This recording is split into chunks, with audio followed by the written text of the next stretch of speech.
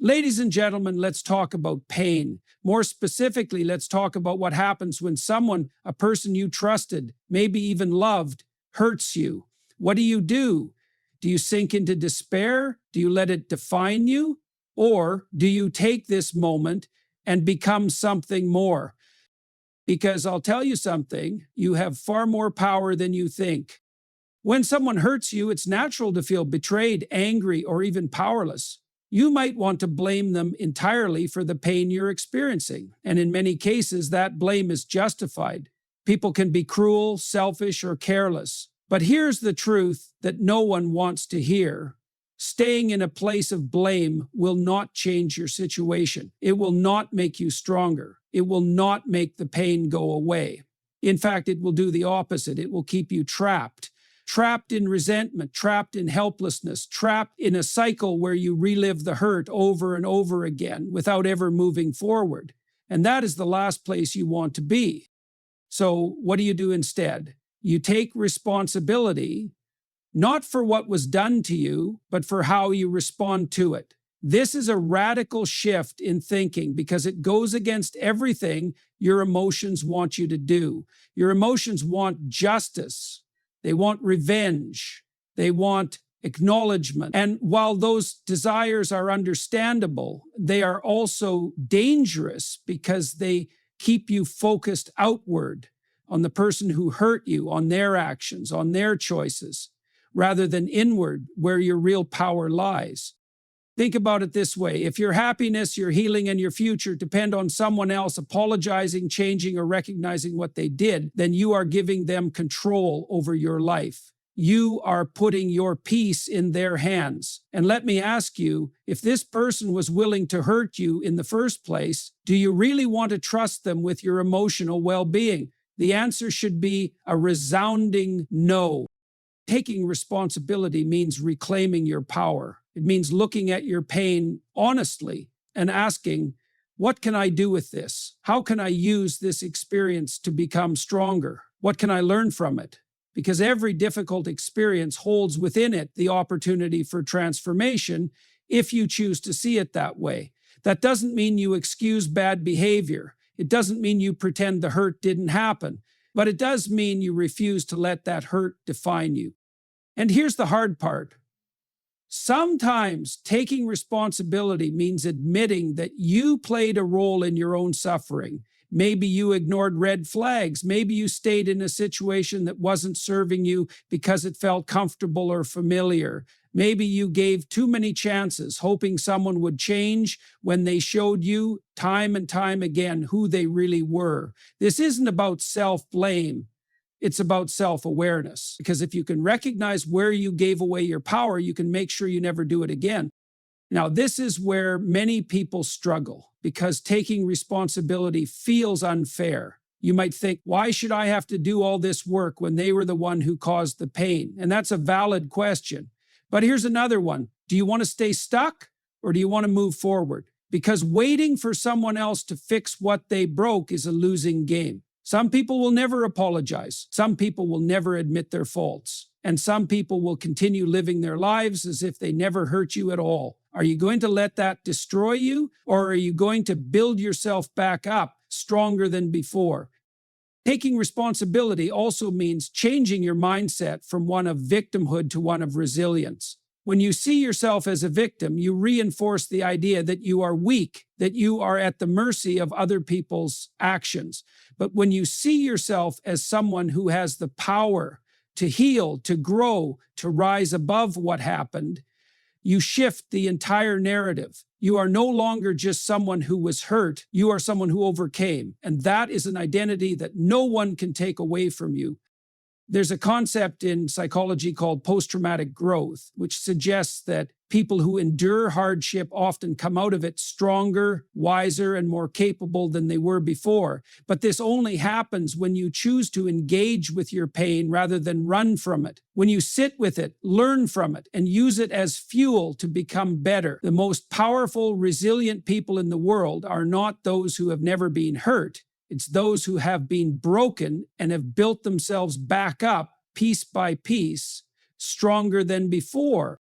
And let me be clear, this is not easy. It requires deep self-reflection. It requires the willingness to face uncomfortable truths. It requires discipline to change the habits and thought patterns that keep you stuck. But the alternative, living in bitterness, waiting for someone else to make things right, allowing pain to define your future, is far worse.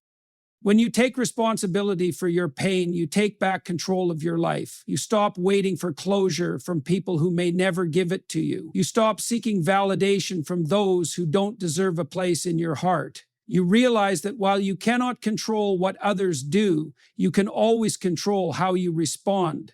And that response is what will shape your future. So, if someone has hurt you, ask yourself, what am I going to do with this pain? Am I going to let it break me, or am I going to use it to become someone stronger, wiser, and untouchable by those who seek to harm me? Because the moment you take responsibility, the moment you stop waiting for someone else to fix what's broken, you become unstoppable. If you do not set boundaries, you will be at the mercy of other people's decisions, desires, and treatment of you. That is the reality. Boundaries are not about controlling others. They are about defining yourself. They are about deciding with absolute clarity what you will and will not tolerate, and then having the courage to enforce those decisions regardless of how others react. And make no mistake, when you begin to set boundaries, people who have benefited from your lack of them will not be happy. But that is not your concern. Your concern is protecting your well-being, your values, and your self-respect. People often misunderstand boundaries. They think boundaries are simply telling someone, don't do this to me. But that's not a boundary, that's a request. A boundary is an actionable standard. It is not about what others do. It is about what you will do if they cross a line. If someone disrespects you, a request would be, please don't talk to me that way. A boundary would be, if you continue speaking to me like that, I will leave the conversation. Do you see the difference? The first depends on them listening and changing their behavior. The second depends on you enforcing a consequence. Boundaries only work if you are willing to act on them.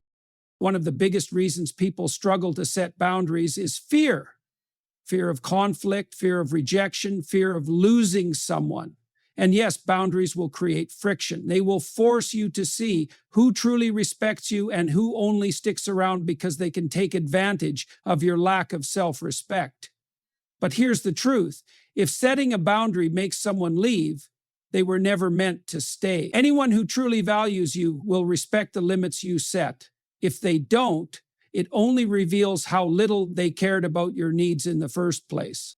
People who lack boundaries often feel used, disrespected, or drained by their relationships. And that's because, whether they realize it or not, they have taught others that their needs, their time, and their emotions are secondary. If you never say no, people will assume you are always available. If you never correct disrespect, people will assume they can treat you however they like. And if you never walk away from mistreatment, people will assume you accept it. That's why boundaries are not optional. They are essential for self-respect. But boundaries are not just about protecting yourself from others. They are also about holding yourself accountable. You need to set boundaries with yourself just as much as you do with other people. If you keep allowing yourself to go back to someone who has hurt you, despite knowing better, you are violating your own boundaries. If you tell yourself you will no longer tolerate toxic behavior, but then make excuses for it, you are the one breaking the standard you set. And that is where many people fail, not because they don't set boundaries, but because they don't enforce them when it becomes difficult. Enforcing a boundary is uncomfortable. It will test you. It will require strength and self-discipline. But the alternative is far worse. Living in a state where people constantly push past your limits and you do nothing to stop it, because every time you allow someone to cross a boundary without consequence, you teach them that your limits are negotiable. And if your limits are negotiable, you do not truly have them. Boundaries must be clear, firm, and consistent. You do not need to explain them to everyone who questions them. You do not need to justify them to people who try to guilt trip you into lowering them. You simply need to stand by them. If you say you will not tolerate disrespect, then the moment it happens, you act. Whether that means leaving the situation, distancing yourself, or cutting someone off entirely, if you say you will no longer overextend yourself for people who do not reciprocate, then you stop doing favors for those who only take. If you say you will not engage in relationships that drain you, then you walk away from those that do. No debates, no second guessing, no apologies. Many people fear that boundaries will make them lose relationships, and in some cases they will. But what you need to ask yourself is this: do you really want relationships that require you to abandon your self-respect in order to keep them? Because any relationship that falls apart the moment you start valuing yourself was never a relationship built on respect. It was built on convenience for the other person. Setting boundaries is one of the most powerful things you can do for yourself. It is an act of self-care. It is a declaration that you refuse to be used, mistreated, or taken for granted. It is a sign of strength, not selfishness. And the moment you start enforcing your boundaries, you will notice something incredible. You will begin attracting people who genuinely respect you, and you will naturally repel those who only wanted to exploit your lack of self-respect. And that is the true power of boundaries. They do not just protect you. They transform you. They turn you from someone who is walked over into someone who is respected, from someone who is afraid of losing people into someone who only keeps those who deserve a place in their life. And once you experience the freedom that comes from standing firm in your worth, you will never allow yourself to be treated poorly again. If you rely on another person, emotionally, financially, or psychologically, to feel whole, you have given them a level of control over you that no one should ever have. Dependence makes you vulnerable, and not in the healthy way that fosters trust and intimacy, but in the way that leaves you powerless when that person decides to pull away, mistreat you, or walk out of your life.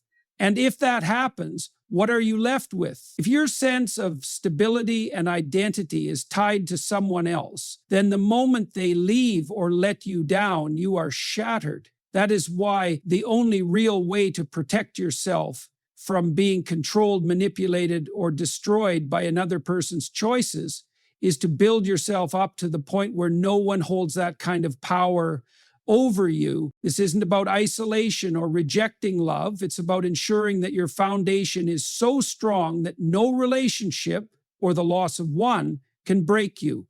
Too many people lose themselves in relationships. They mold their identity around another person, adopting their habits, interests, and even their emotional state. They think if they're happy with me, then I'm happy. If they love me, then I'm worth something.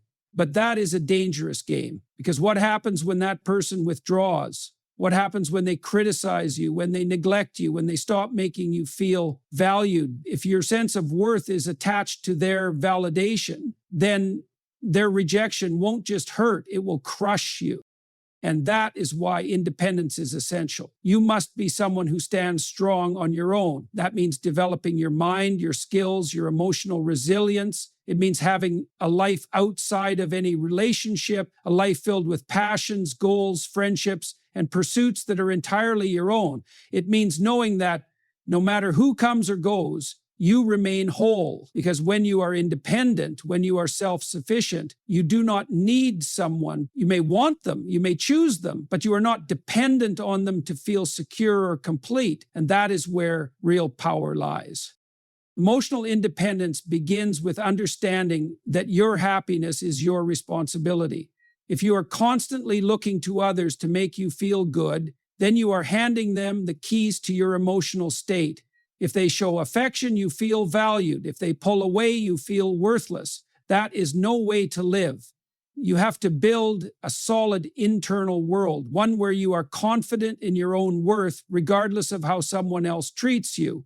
This means cultivating self-respect, refusing to stay in places where you are not valued, refusing to chase people who do not appreciate you, refusing to shrink yourself to fit into someone else's life. Because the moment you allow someone else to dictate your self-worth, you have already lost. And let's talk about financial independence. Many people, especially in relationships, tie themselves financially to a partner in a way that makes them dependent. They rely on their partner for security, for stability, for survival. But here's the problem. If you cannot support yourself, if you cannot stand on your own financially, then you are not truly free. You are trapped. You are at the mercy of that person's choices. And if they decide to leave, or if they decide to control you through money, you have nowhere to go. That is why it is crucial to develop skills, to pursue education, to build a career, or at the very least, have financial resources of your own, not because you plan to leave, but because you never want to be in a position where you have no choice. Psychological independence is just as critical. Too many people allow themselves to be emotionally manipulated because they lack a strong sense of self. They are easily guilt-tripped, easily swayed, easily controlled by those who know how to push their buttons. But when you develop a sharp, independent mind, when you learn to think for yourself, to recognize manipulation, to stand firm in your decisions, then no one can take advantage of you. You become someone who cannot be easily deceived, someone who does not crumble under pressure, someone who does not need constant reassurance from others to feel secure. And when you reach this level of independence, something remarkable happens. The entire dynamic of your relationships changes. You stop tolerating mistreatment because you no longer fear losing someone who disrespects you. You stop clinging to unhealthy relationships because you are perfectly capable of thriving on your own. You stop making choices based on fear of being alone, fear of not being good enough, fear of not being loved, because you know your own worth. And here's the part most people don't realize. Independence does not push people away. It attracts the right people. When you are strong, when you are self-sufficient, when you do not need someone to complete you, you naturally draw in those who respect and admire that strength. And just as importantly, you repel those who would seek to control, use, or manipulate you. Because people who rely on controlling others do not want to be around someone they cannot control. This is why building your independence is not just an option, it is a necessity. It is the foundation for a life where you are free, where you make choices based on your own values and desires, where you are not at the mercy of someone else's actions. And the beauty of this is that the more independent you become, the more peaceful, confident, and fulfilled you will feel. Because when you know without a doubt that you can stand on your own, that you can survive, that you can thrive, that you do not need anyone else to validate your existence, you become unstoppable.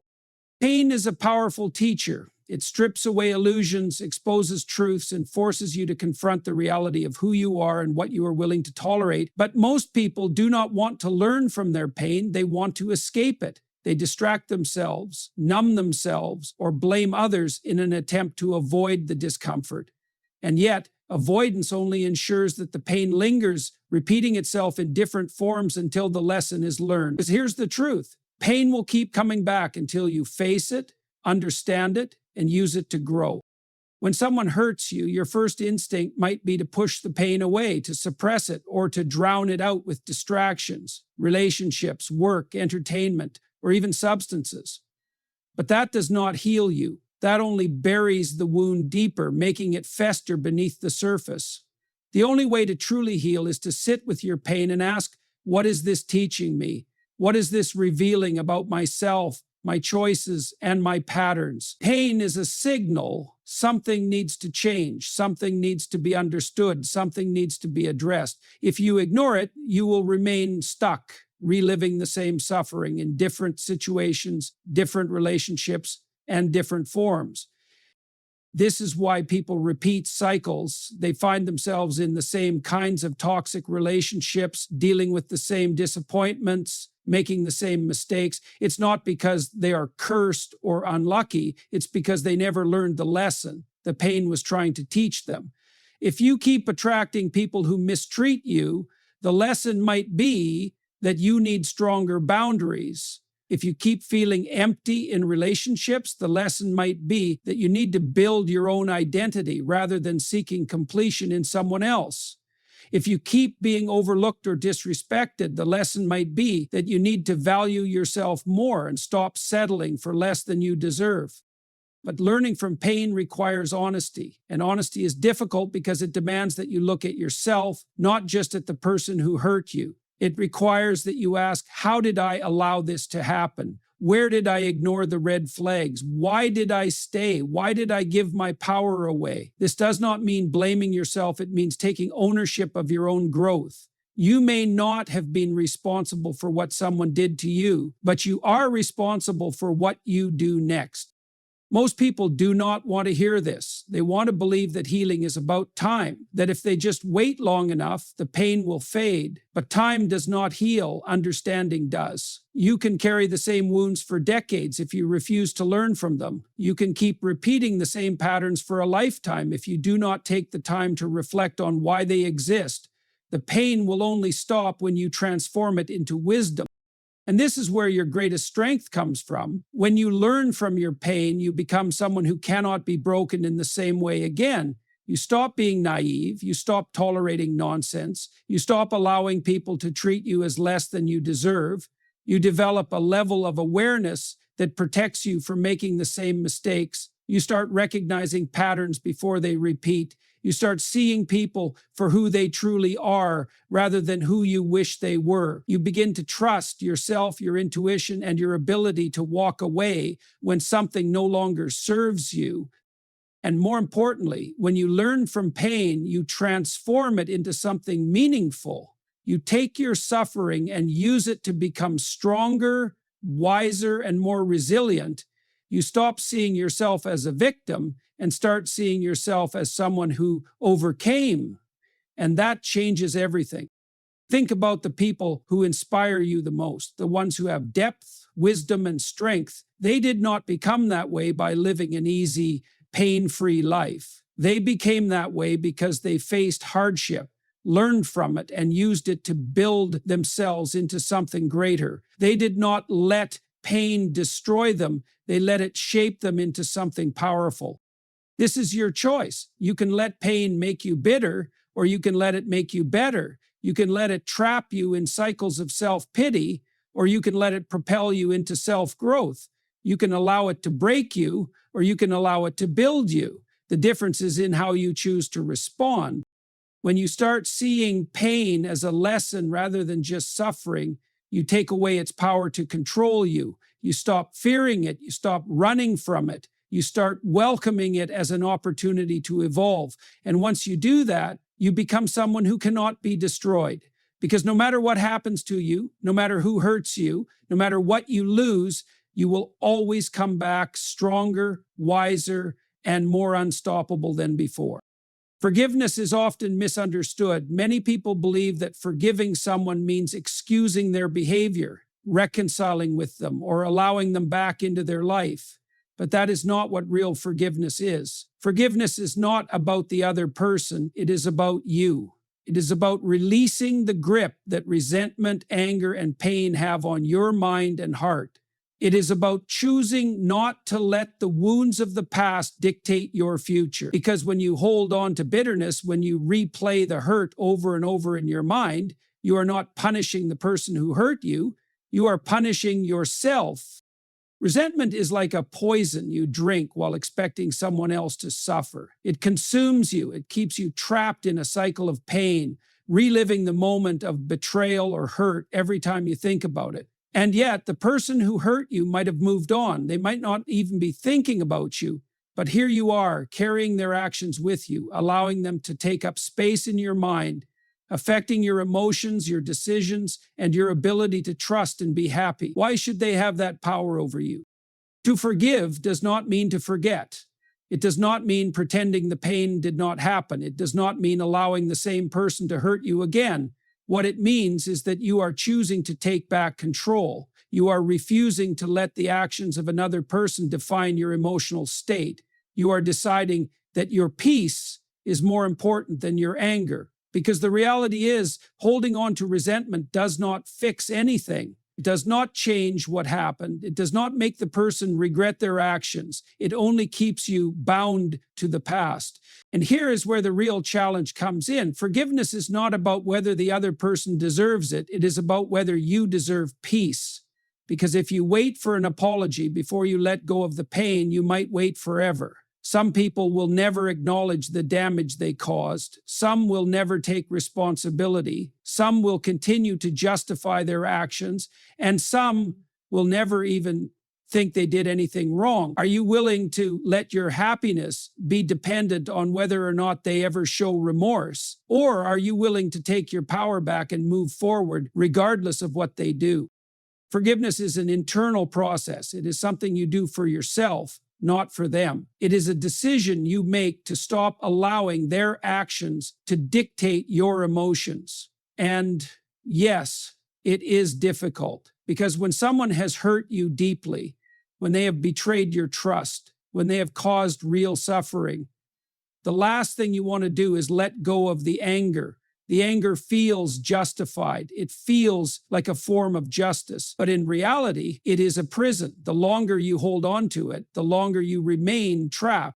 People think that if they forgive, they are letting the other person get away with it. But the truth is, you let them get away with it every time you allow their actions to continue affecting you. If you truly want to be free from the pain, you must let go of the grip it has on you. That is what real justice looks like. Not staying bitter, but rising above it.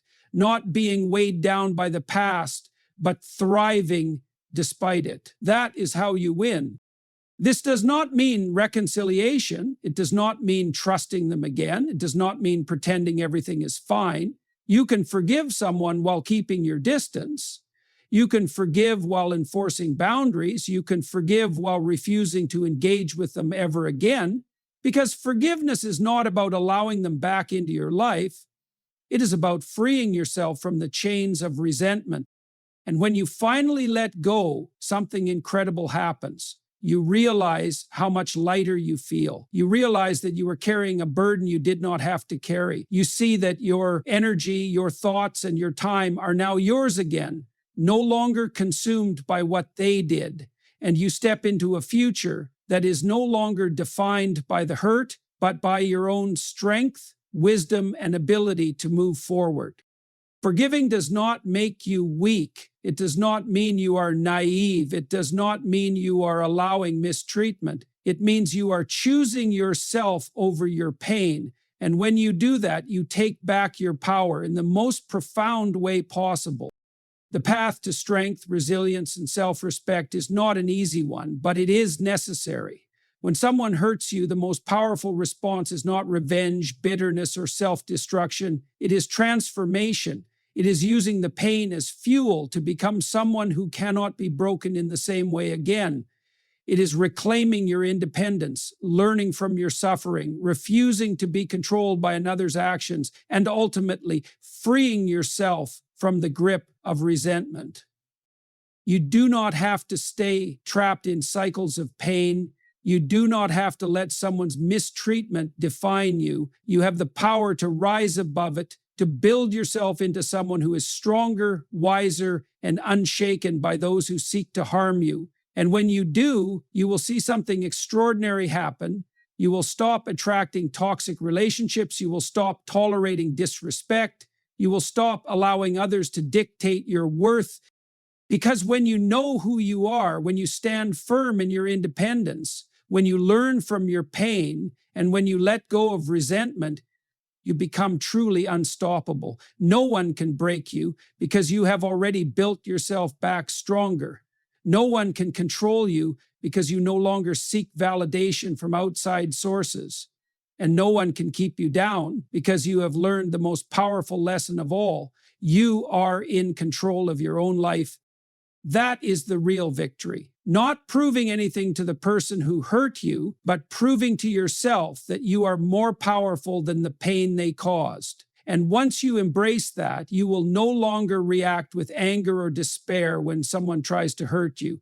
Instead, you will smile, step forward, and continue building the life you deserve, one that no one else can take away from you.